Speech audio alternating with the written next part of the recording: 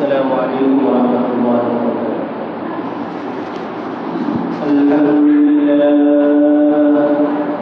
الحمد لله نحمده ونستعينه ونستغفره ونؤمن به ونتوكل عليه ونعوذ بالله من شرور أنفسنا ومن سيئات أعمالنا من يهده الله فلا مضل له ومن يضلله فلا هادي له ونشهد أن لا إله إلا الله وحده لا شريك له ونشهد أن سيدنا وسندنا وحبيبنا وطبيب قلوبنا ومولانا محمدا عبده ورسوله الذي أرسله الله إلى كافة الناس بالحق بشيرا ونذيرا وداعيا إلى الله بإذنه وسراجا منيرا. أما بعد فأعوذ بالله من الشيطان الرجيم. بسم الله الرحمن الرحيم. إن عدة الشهور عند الله 12 شهرا في كتاب الله إلى آخر الآية. وقال تعالى: فإن آمنوا بمثل ما آمنتم به فقد اهتدوا. وقال تعالى: يا أيها الذين آمنوا اتقوا الله وقولوا قولا سديدا يصلح لكم أعمالكم ويغفر لكم ذنوبكم ومن يطع الله ورسوله فقد فاز فوزا عظيما. وقال تعالى: ولا تقف ما ليس لك به علم إن السمع والبصر والفؤاد كل أولئك كان عنه مسؤولا. وقال رسول الله صلى الله عليه وسلم: أصحابي أمنة لأمتي. وقال صلى الله عليه وسلم: حسين مني وأنا منه. أو كما قال رسول الله صلى الله عليه وسلم. صدق الله مولانا العلي العظيم وصدق رسوله النبي الكريم. ونحن على ذلك لمن الشاهدين والشاكرين. والحمد لله رب العالمين.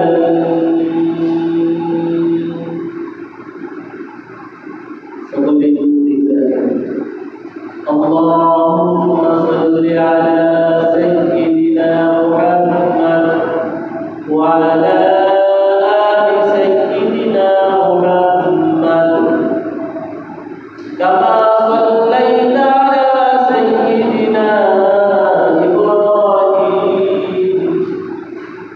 وعلى آل سيدنا إبراهيم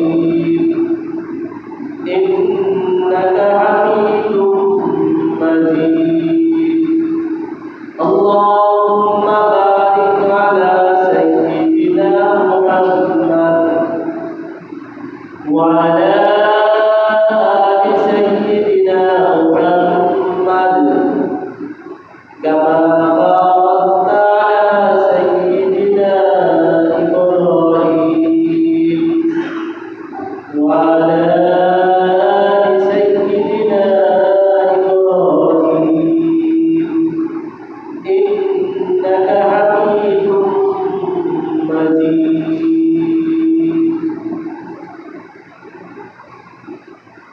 আলহামদুলিল্লাহ, মহান আল্লাহ রাব্বুল আলামিনের অসংখ্য অগণিত শুকর, যিনি আমাদেরকে আজকে গুরুত্বপূর্ণ দিনে জুমার নামাজের জন্য মসজিদে একত্রিত হওয়ার তৌফিক দান করেছেন। এই জন্য রব্বে কারীমের শুকর আদায় করি আলহামদুলিল্লাহ। চাঁদ্র মাসে আজকে কয় তারিখ আমরা জানি? চাঁদের কয় তারিখ আছে?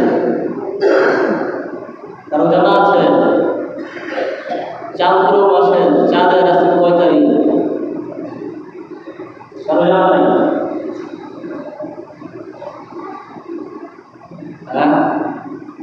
আজকে চাঁদের কয় তারিখ কেউ জানে? আজকে মুহররম মাসের 10 তারিখ। চাঁদ্র মাসের তারিখের খবর রাখা এটা ফরজে কিফায়া।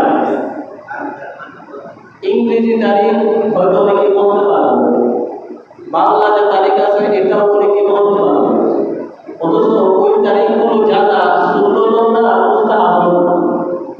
কিন্তু চাঁদের তারিখের খবর রাখা এটা কি ফরজে কিফায়া। পুরো এলাকায় যদি একজন মানুষও এই তারিখের খবর না রাখে, না জানে, তাহলে সকলেই পরস্পরের অপরাধে অপরাধী হবে। তবে একজন দুইজন যদি জানে তাহলে সকলের পক্ষ থেকে ফরজ আদায় হয়ে যাবে। এই জন্য অন্তর্পক্ষে কেউ না কেউ চাঁদের তারিখের খবরটা রাখা উচিত। তাছাড়া আজকের মতো এই গুরুত্বপূর্ণ একটি দিন, গত শুক্রবারে আলোচনা হয়েছে মুহররম মাসে তিনটি করণীয় অগ্রগতি সম্পর্কে, এবং সেটাও বলা হয়েছে যে আজকে 10 মুহররম আশুরার দিন। রোজা রাখলে বৃহস্পতি শুক্র অথবা শুক্র শুক্রে আমরা রোজা রাখি, এই বিষয়টা গত শুক্রবারে আলোচনা করা হয়েছে। তারপর আমাদের স্মরণ নেই, জেহেনে যায়।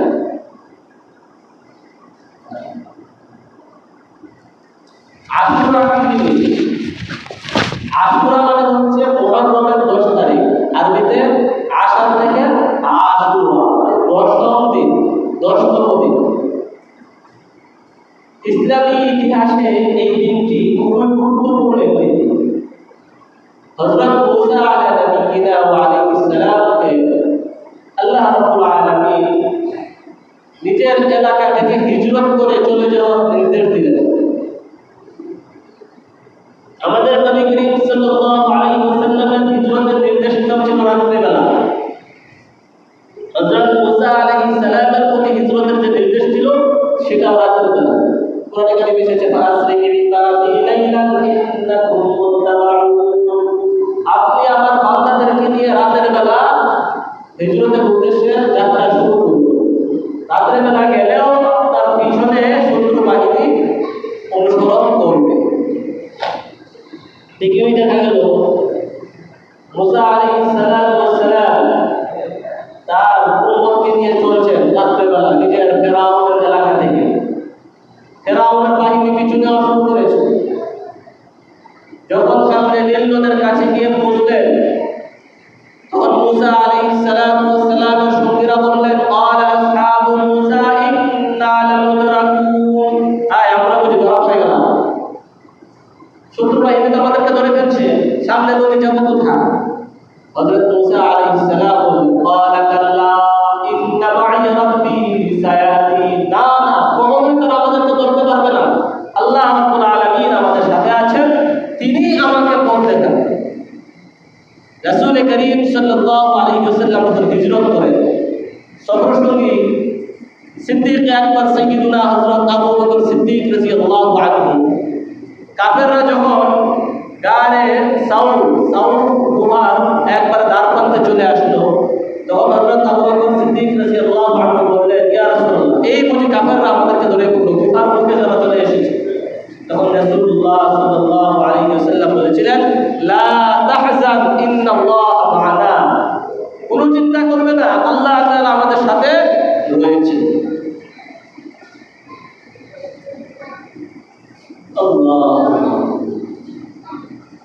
তো মুসা আলাইহিস সালাম যখন নীল নদের পাশে পৌঁছলেন, পিছনে ফেরাউনের বাহিনী আসছে, তখন আল্লাহ রাব্বুল আলামিন হযরত মুসা আলাইহিস সালামকে নির্দেশ দিলেন, ওয়াহিনা ইলা মুসা আরিদরিব বিআসাকাল হাজার। আমি সংক্ষেপে শুরু করতেছি, আপনাদেরকে জানিয়ে বিস্তারিত বলবো না, আর অল্প সময়ে তো বিস্তারিত বলা সম্ভব নয়। তো আল্লাহ রাব্বুল আলামিন হযরত মুসা আলাইহিস সালামকে বললেন, তুমি তোমার লাঠি দিয়ে নদীতে আঘাত করো। হযরত মুসা আলাইহিস সালাম নদীতে আঘাত করার সাথে সাথেই নদীর পানি দুই ভাগ হয়ে রাস্তা হয়ে গেল।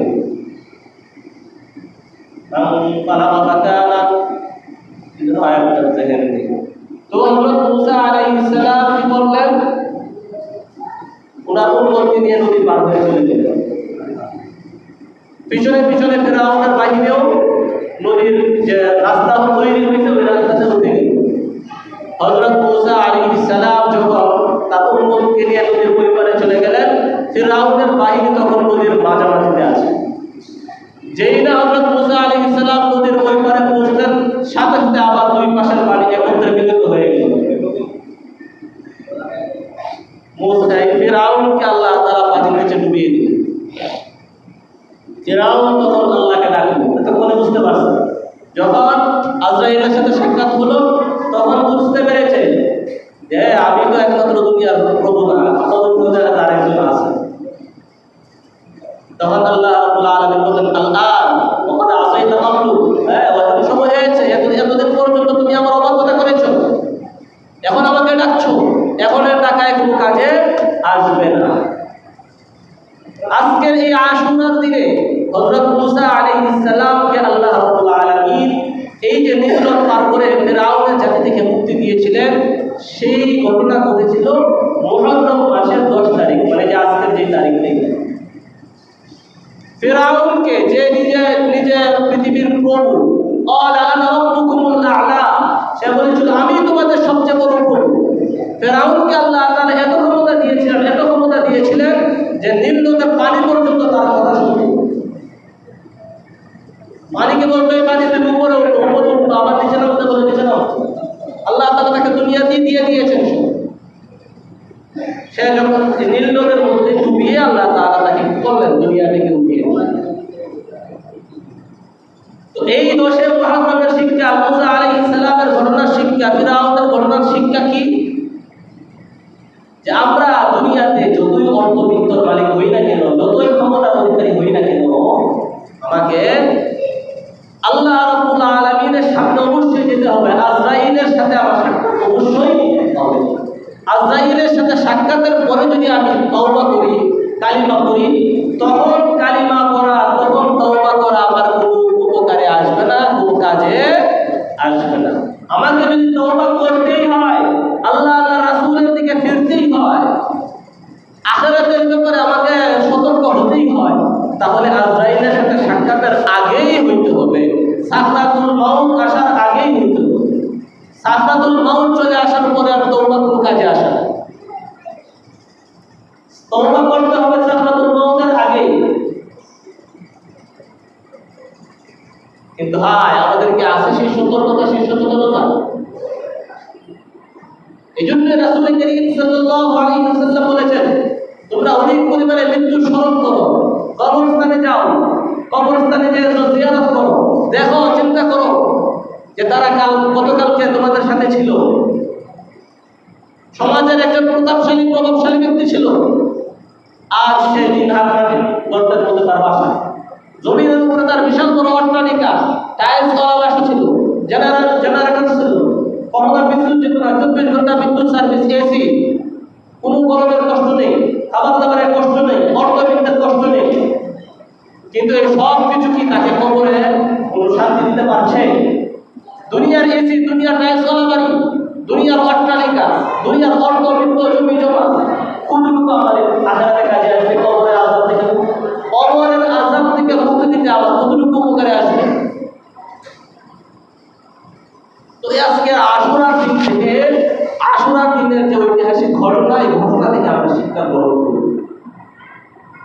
আজকের দিনের অন্যতম করণীয় হচ্ছে নিজের জীবনের সকল অতীতের গুনাহ থেকে তওবা করা। যায় আল্লাহ, আমি অতীতে বহুত গুনাহ করেছি, আর কোনো গুনাহ করব না, আপনার অবাধ্যতা করব না। আল্লাহ আল্লাহ রাসূলের দিকে প্রত্যাবর্তন করা। ফেরাউন পৃথিবীর বাদশা ছিল, কিন্তু আরে আমাদের দেশেই তো, আমাদের সামনেই তো দৃষ্টান্ত আছে। সাবেক স্বৈরাচার সরকার, কেউ কি ভেবেছিল যে স্বৈরাচার সরকারের মৃত্যুর আগে তার ক্ষমতাচ্যুত হতে হবে? কেউ কি চিন্তা করতে পেরেছিল? মানুষ অসংকল্পনা করেছিল যে এই সরকারের পতন আর কখনো হবে না, কিন্তু আল্লাহ তাআলার ক্ষমতা সবার উপরে আল্লাহ তাআলা দেখিয়ে দিয়েছেন যে এই পৃথিবীতে একজন ব্যক্তি যতই ক্ষমতাধর হোক না কেন, যতই প্রভাবশালী হোক না কেন, একদিন না একদিন তাকে ক্ষমতা ছাড়তেই হবে, তার গতি ছাড়তেই হবে, আপন স্থান ত্যাগ করতেই হবে। এই জন্য আমি যদি সামান্য অর্থবিত্তের পিছনে পড়ে, ফসলের পিছনে পড়ে, দুনিয়াবি আরাম আয়েশের পিছনে পড়ে রব্বে কাবাকে ভুলে যাই, আল্লাহ রাব্বুল আলামিনকে ভুলে যাই, তাহলে আমার পার পাওয়ার সুযোগ নেই। আজকের আশুরার দিনে আমরা দৃঢ় প্রতিজ্ঞাবদ্ধ হই। মুসা আলাইহিস সালাম এবং তার উম্মতকে যেভাবে আল্লাহ তাআলা কুদরতিভাবে নীল দরবার করে দিয়েছিলেন, আমরা যদি সেই আদর্শ ধারণ করতে পারি, রাসূল করিম সাল্লাল্লাহু আলাইহি ওয়াসাল্লামকে হিজরতের রাতে গারে সাউরে গুহার মুখে কাফেররা চলে আসার পরও আল্লাহ তাআলা যেভাবে তাদেরকে কাফেরদের দৃষ্টি থেকে হেফাজত করেছিলেন, আমরা যদি আল্লাহ আল্লাহ রাসূলের অনুগত হয়ে যাই, মুসা আলাইহিস সালামের আদর্শকে ধারণ করি, রাসূলুল্লাহ সাল্লাল্লাহু আলাইহি ওয়াসাল্লামের আদর্শকে ধারণ করতে পারি, তাহলে আমাদেরকেও আল্লাহ তাআলা সমস্ত বাতিল থেকে, শত্রু থেকে আমাদেরকে হেফাজত করবে। এই জন্য আমরা এখনই সেই আদর্শকে নিজেদের মধ্যে ধারণ করার চেষ্টা করি। সম্মানিত মুসল্লিয়ানে কেরাম, আজকের আশুরার দিন ঐতিহাসিকভাবে খুবই গুরুত্বপূর্ণ। আরো অনেকগুলো ঘটনা আজকের ক্ষেত্রে অনেকেই বলা হয়, কিন্তু বিশুদ্ধ সূত্রে এই দুইটি ঘটনাই রয়েছে সহিহ হাদিসের মধ্যে, যে হযরত মুসা আলাইহিস সালামকে আল্লাহ তাআলা এই দিনে মুক্তি দিয়েছেন, ফেরাউনকে আল্লাহ তাআলা এই দিনে নীল নদে ডুবিয়ে হত্যা করেছেন। এছাড়াও এই দিনটি খুবই গুরুত্বপূর্ণ। রাসূল করিম সাল্লাল্লাহু আলাইহি ওয়াসাল্লাম বলেন, পূর্ববর্তী সকল নবীগণ এই দিনে রোজা রাখত। ইয়াউমা আশুরা কানাত তাসুমুল আম্বিয়া ফাসুমুহু আনতুম, অতএব তোমরাও এই দিনে রোজা রাখো। এই দিনটা শুধু কারবালার জন্য বিশেষ না, এই দিনটা আগে থেকেই বিশেষ ছিল। রাসূলুল্লাহ সাল্লাল্লাহু আলাইহি ওয়াসাল্লাম তো কারবালার আগের যুগের, না পরের? আগের না পরের? আগের। রাসূলুল্লাহ সাল্লাল্লাহু আলাইহি ওয়াসাল্লাম যখন মদিনায় গেলেন, গত জুমায়ও বলেছি, তখন দেখলেন মদিনার ইহুদিরা এই দিনে রোজা রাখে। তখন বললেন তারা কেন এই দিনে রোজা রাখে? বলল যে এই দিনে তাদের নবীকে আল্লাহ তাআলা মুক্তি দিয়েছেন, এই জন্য মুসা আলাইহিস সালামের প্রতি আল্লাহ তাআলা প্রদত্ত নিয়ামতের কৃতজ্ঞতা স্বরূপ তারা রোজা রাখে। তখন রাসূলুল্লাহ সাল্লাল্লাহু আলাইহি ওয়াসাল্লাম বললেন, মুসা আলাইহিস সালামের ব্যাপারে তাদের থেকে আমরা বেশি হকদার, অতএব আমরাও রোজা রাখবো, তোমরাও রোজা রাখো এই দিনে। তবে খালিফুল ইয়াহুদা ওয়ান নাসারা, তোমরা ইহুদি খ্রিস্টানদের সাথে সামঞ্জস্য রেখো না, এই জন্য তোমরা একদিন আগে অথবা একদিন পরে মিলিয়ে রোজা রাখো। আমি যদি আগামী বছর বেঁচে থাকি তাহলে 9 তারিখে রোজা রাখবো। এরপরে নবীজি আর পরের বছর বেঁচে ছিলেন না, 9 তারিখ আর রোজা রাখা হয়নি। এই জন্য আশুরার ক্ষেত্রে 9 এবং 10 এই 2 দিন রোজা রাখা, 9 তারিখ রাখতে না পারলে পরের দিন মিলিয়ে রাখা। এখানে এই হাদিসটার মধ্যে আরেকটা গুরুত্বপূর্ণ শিক্ষা, যে আল্লাহ রাসূল সাল্লাল্লাহু আলাইহি ওয়াসাল্লাম আমাদেরকে ইবাদতের ক্ষেত্রে কাফেরদের সাদৃশ্য অবলম্বন করতে নিষেধ করেছেন। কি করতে নিষেধ করেছেন? ইবাদতটাও যেন কাফেরদের সাথে হুবহু মিলে না যায়, সেই জন্য বলেছেন একদিন আগে পরে মিলিয়ে রাখতে। আর আমরা ইবাদত না, আল্লাহ তাআলার অবাধ্যতার ক্ষেত্রে, নাফরমানির ক্ষেত্রে কাফেরদের সাথে সাদৃশ্য অবলম্বন করি না। এই যে বর্তমানে একটা খেলা চলতেছে, আমরা জানি না কি খেলা চলতেছে না? হ্যাঁ, এটা এই খবর আমাদের আছে। আজকের যে আশুরার দিন এই খবর আমাদের থাকবে না, আজকে 10ই মুহররম এই খবর আমাদের থাকবে না, কিন্তু বিশ্বকাপ চলতেছে সেই খবর আমাদের আছে। এইটা হলো আমরা মুসলমান। নবীর আদর্শ নেই, আল্লাহ রাসূলের আনুগত্য নেই, আছে কি? সেই খেলোয়াড়দের লেবাস পোশাক নিজেদের মধ্যে ধারণ করা, আছে কি? খেলোয়াড়ের স্টাইলে নিজের চুল রাখা। অথচ নবীজি বলেন রাসূলুল্লাহ সাল্লাল্লাহু আলাইহি ওয়াসাল্লাম আনিল কাযা, চুল লম্বা বাড়ি করে রাখা নিষেধ, হারাম।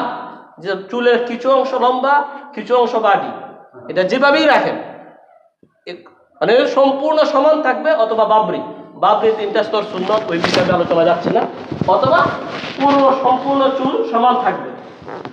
কিন্তু আমরা অনেক মাদ্রাসার ছাত্র এমনকি আলেমদের মধ্যে এই বিধি ঢুকে গেছে যে চুল সামনে লম্বা পিছনে খাটু, অথবা পিছনে খাটু সামনে পিছনে লম্বা, বা বিভিন্ন ডিজাইন করে চুল রাখে।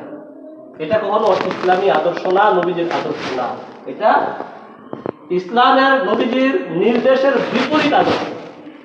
আর যদি আমার এই কাটিংটা কোনো একটা মুসলিম আদর্শের সাথে মিলে যায়, তাহলে তো এর আগেও আমরা আলোচনা করেছি, রাসূল করিম সাল্লাল্লাহু আলাইহি ওয়াসাল্লাম বলেন, মান আহাব্বা কওমান ফাহুয়া আল মারউ মা মান আহাব্বা ইয়াউমাল কিয়ামা, কাল কিয়ামতের ময়দানে যে যাকে ভালোবাসে সে তার সাথেই থাকবে। আমি আলোচনা কি করার দরকার ছিল কোন দিকে চলে যাচ্ছে।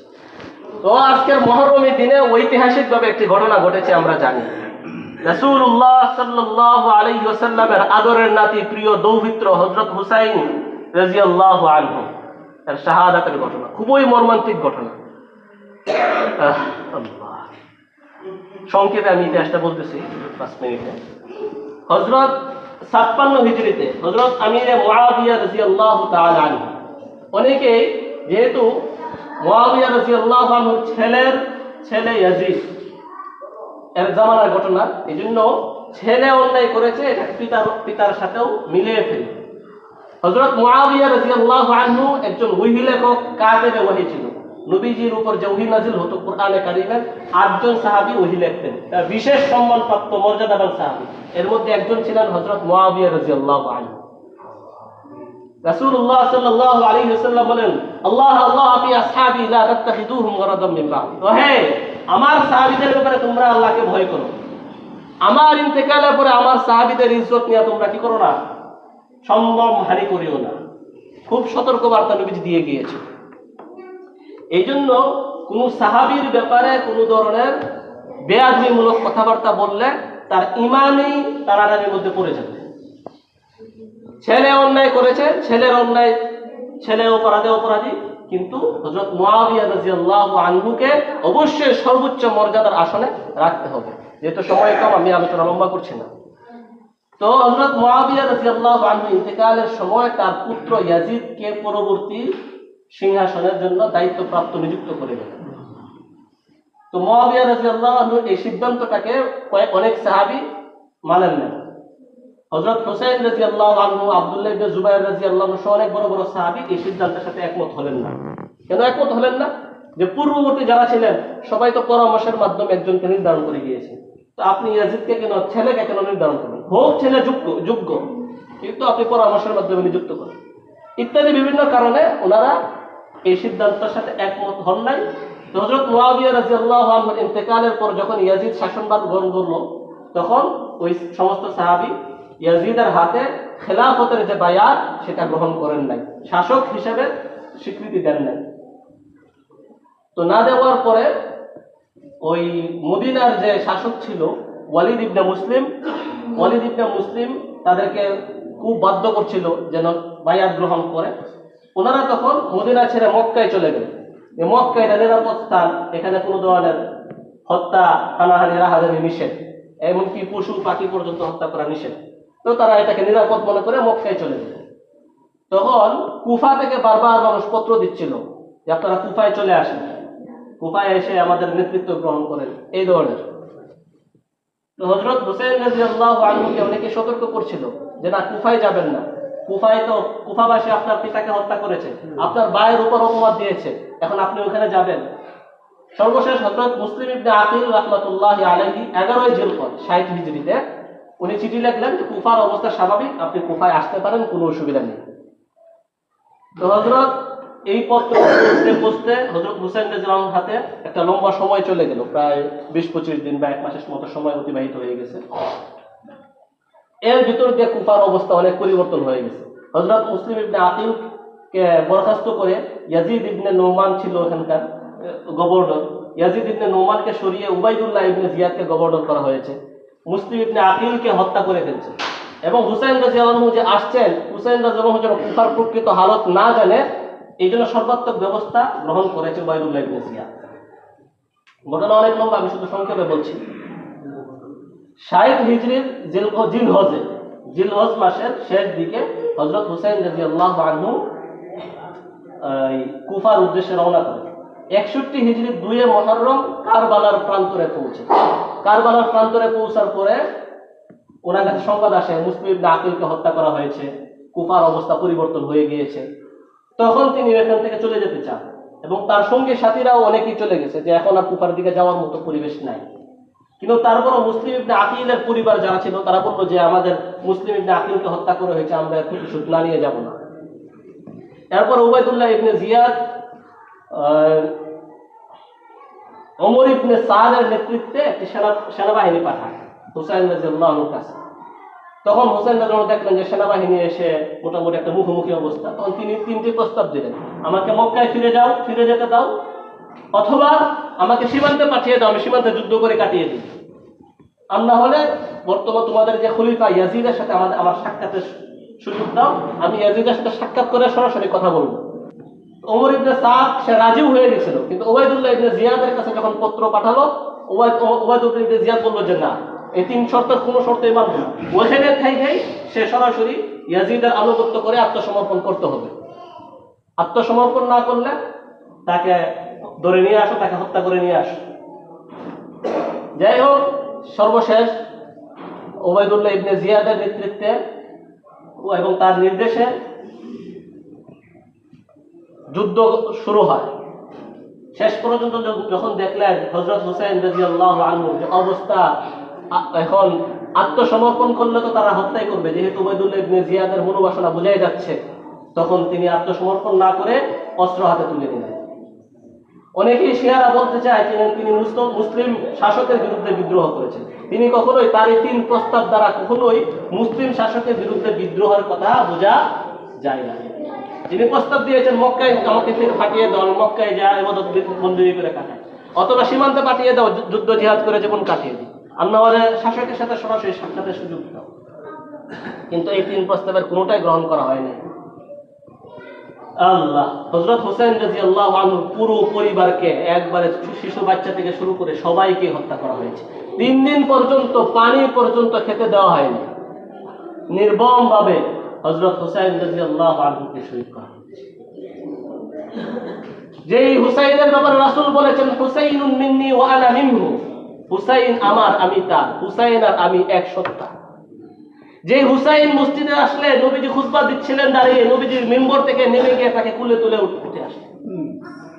যে হুসাইনের ব্যাপারে নবীজি বলেছেন আল্লাহুম্মা ইন্নী উহিব্বুহু ফাআহিব্বাহু ওয়া আহিব্বা মান ইউহিব্বুহু, হে আল্লাহ আমি তাকে ভালোবাসি, আপনিও তাকে ভালোবাসুন, যে তাকে ভালোবাসে আপনি তাকেও ভালোবাসুন। সেই হুসাইনকে তারা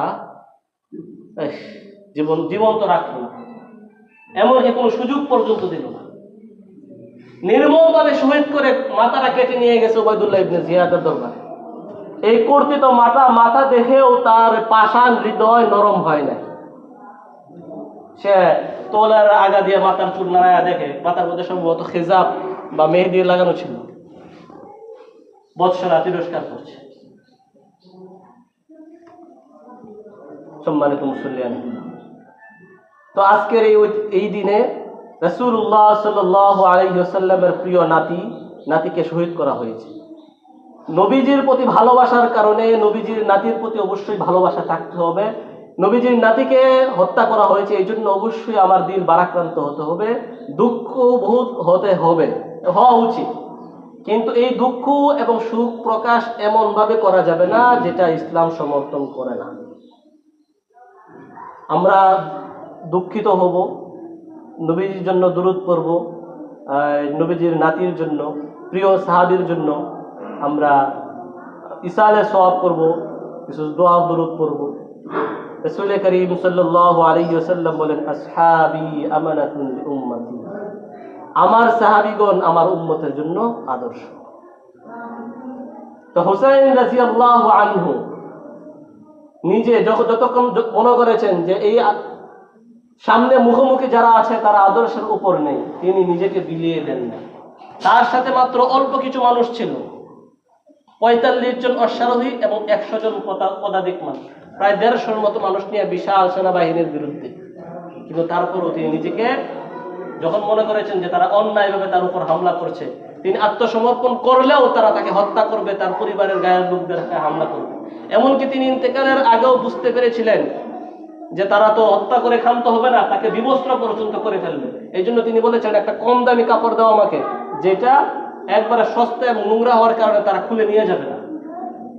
পরে ঠিকই দেখা গেল তাকে হত্যা করে গায়ের কাপড় চোপড় সব খুলে নিয়ে গেছে, শুধুমাত্র একটা চাদর গায়ে ছিল, যেটা একবারে খুবই কম দামি এবং সস্তা ছিল। আল্লাহ আল্লাহ তাআলা আমাদেরকে আশুরার দিনের যে শিক্ষা, সেই শিক্ষা নিজেদের মধ্যে ধারণ করার তৌফিক দান করুন।